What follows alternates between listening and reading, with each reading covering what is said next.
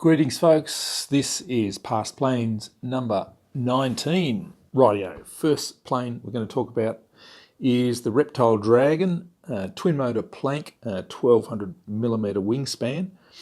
Really unique kind of plane. I don't have that one anymore. I gave it away to my friend and I kind of regret it, but I have the new version coming very soon which actually has a V-tail or a cross-tail setup. Which I think will be much better. The plank worked really well, although you did have to be very careful to get the center of gravity exactly right. In the manual, they stated 48mm was the CG, and that was just totally wrong. Had to move it back to 40, and then it could fly okay. But as you can see, it was just a wild bucking bronco with the CG at 48. This is a real surprise for me. It was super smooth, cruised around at about 5 amps, so good medium range FPV plane. It came with the stabilizer option, but it is so stable by itself, you just don't need that extra stabilizer. Once you get it tuned and trimmed out and CG correct, it is surprisingly smooth and stable. Twin motor, so it had the power to handle any wind and stability. It was no problems at all. Very quiet. Twins are always very quiet because you don't need to rev the motors flat out. Much quieter than a pusher or a wing or anything like that.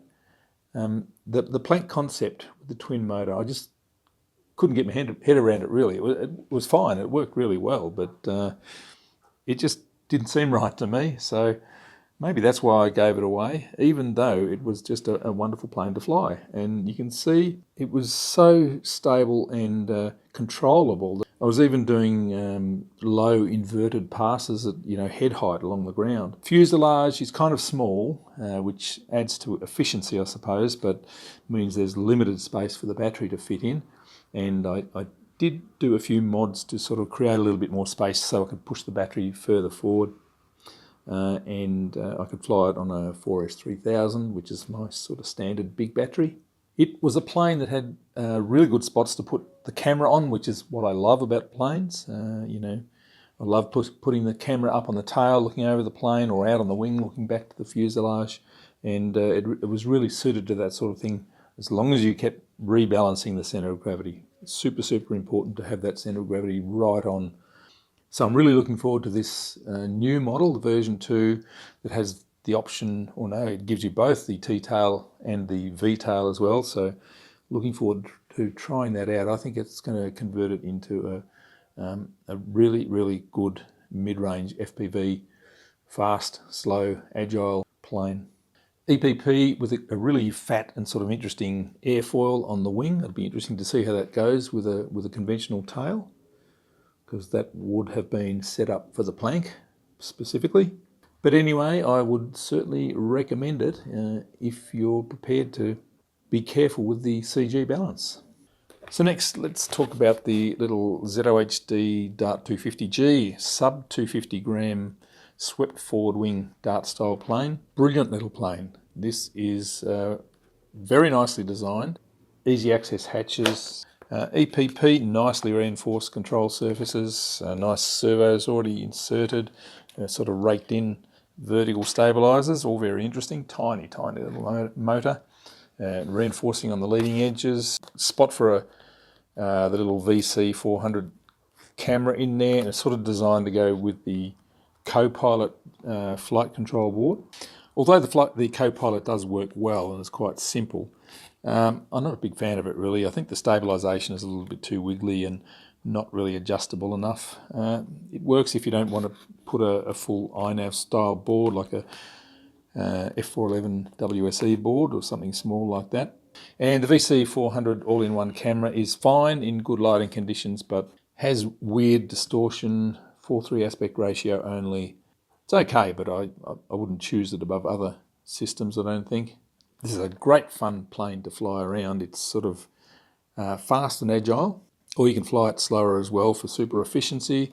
It's quiet, just purrs around, sipping power, so you can get good long flight times. 2S or 3S, I just fly it on the bigger 5x5 prop all the time, whether I'm using 2S or 3S. For me, I like it best probably on FPV, but with no flight control board, just flying, sort of proximity, darting in and out of trees and, you know, chasing people around, rather than going for long autopilot flights.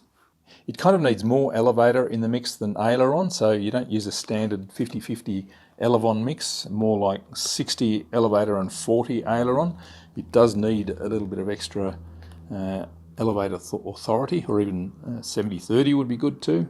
You do need to drop the rates, otherwise it's just too wiggly and wild. So either move the push rods to an inner hole to reduce the throws, or drop the rates in your flight control board.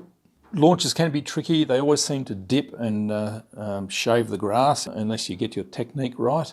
But I just think it's a brilliant achievement to come up with a plane that can have FPV and flight controller, GPS, reasonable flight time, all under 250 grams. That's it's very impressive in a good-looking little model too. So yes, the ZOHD Dart250G is a unique model, a really nice little plane, well designed.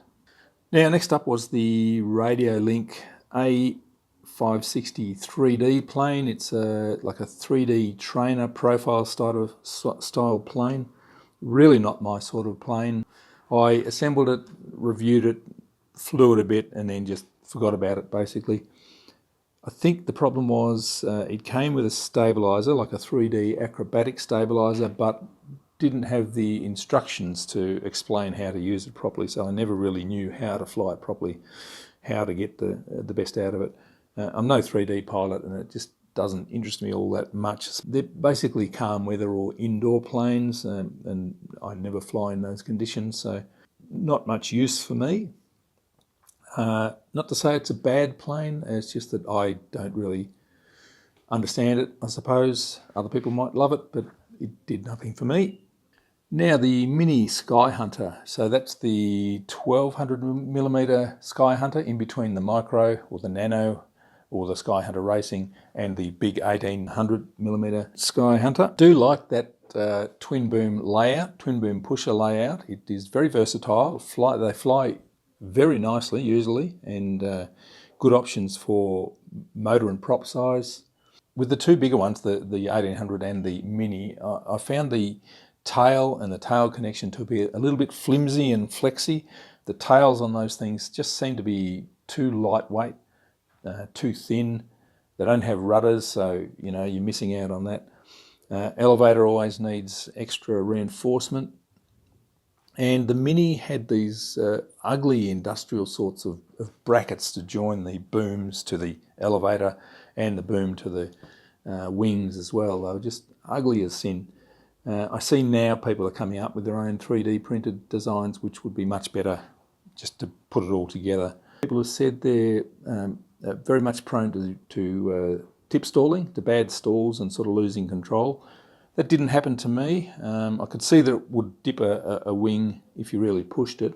Mine, as usual, was kept to minimum weight, which was under 1 kilogram, all fully loaded up. And it flew beautifully, drawing about 5 amps at cruise speed. So, yep, good mid-range cruiser. I think part of the problem is that it has a nice big fuselage that you can put lots of weight and lots of battery in, which took it beyond the capabilities or the safe flying capabilities of the wing. So I thought it was a perfectly capable plane, a good basis for building an FPV platform and building a real FPV workhorse, but it just didn't really thrill me, didn't sort of have a space in my hangar, so I sold that one off to a young chap from Melbourne, so I hope he's having fun with it. Let's talk about the PhoenixS, which is the newer version of the Phoenix 1600. I do have a Phoenix 1600 pure sloper, fantastic for that sort of thing, tough plastic body, good sized wing, yeah, great for a dedicated sloper. I do like all the Phoenix models, especially the Phoenix 2000 and the Phoenix Evolution. Phoenix 2400, not so much, it's a bit too big and draggy, but the Phoenix 2000 is fantastic, and the Phoenix 1600 is basically a 1600 wingspan version of that. Different fuselage. They used to be the same, but now they have different fuselages. I think the wings still can slot into the same spot, but maybe not being able to put the all the spars through. So the PhoenixS, there are two versions. There's the plug-and-play version and the ready-to-fly version. Really didn't like the ready-to-fly version. It comes with a stabilizer and a cheapy radio, and a lot of people seem to be buying them and then finding it's been set up incorrectly. Things are operating in the wrong direction, and then, you know, for a beginner to sort that sort of stuff out, it's just a nightmare. And also, it uses the normal Phoenix propeller, which is 10 by 6 folding prop. All the other Phoenixes have like about 1,000 kV motor, but the PhoenixS has a 1,400 kV motor, so that means you have to downsize the voltage. So it's really set up for 2S, not 3S.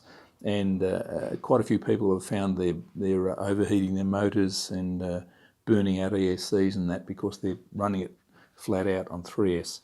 Definitely a 2S plane as it comes, but it would be probably not the best plane to learn on because of the motor on the front, and with any crashes, any nose-in crashes, you're going to sort of destroy the prop and the motor.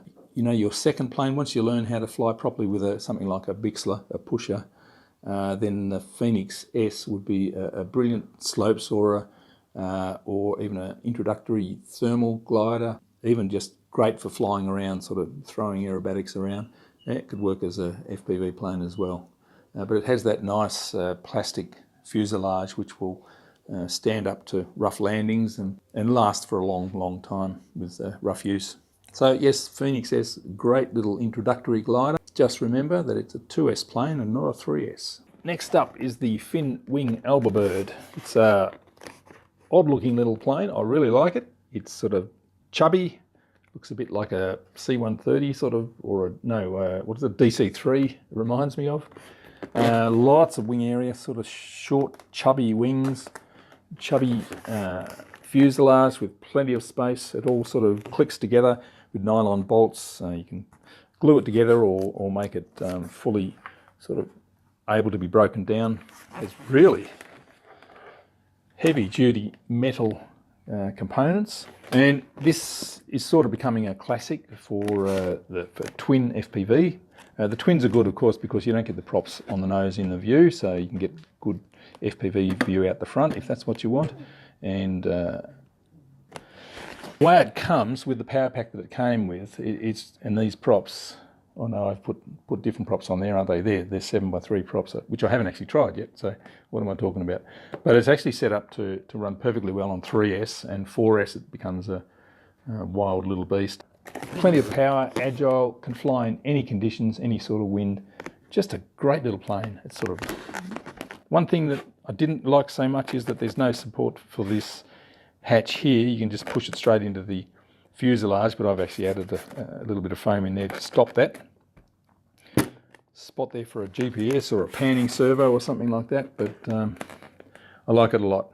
Albabird is a classic. The only problem is you can only buy it from Finwing on their weirdo website. It doesn't look like a reputable website, but I've had no problems with them. Mind you, I've only done reviews for them, not actually bought anything from them, but you know, they've been very good to deal with as far as I know, and yeah, a lot of other people are happy with their Albabirds. I think it's destined to become a classic twin FPV plane. Just a nice, easy size to handle as well. Flies beautifully, just has no bad habits at all. You can just throw it around the sky. Unlike the binary, you don't have to worry about flying slow. It can handle it, no problems at all. No tendency to tip stall or stall in any sort. I've got iNav in here. I haven't actually used it for iNav yet, but yeah, I'll be trying that out soon. And it'll be interesting to see if we get the bobbles in altitude hold, now that I understand a little bit more about it, with thanks to Mark Hoffman. I'm sure we'll be able to get nice, smooth GPS flights with it. Great plane, love the Albabird, that's a keeper. So that'll do for this one. I'll need to wait a while before I have enough flight experience with the upcoming planes to give you a decent opinion. Anyway, enough talking. Thanks for watching, and see you next time.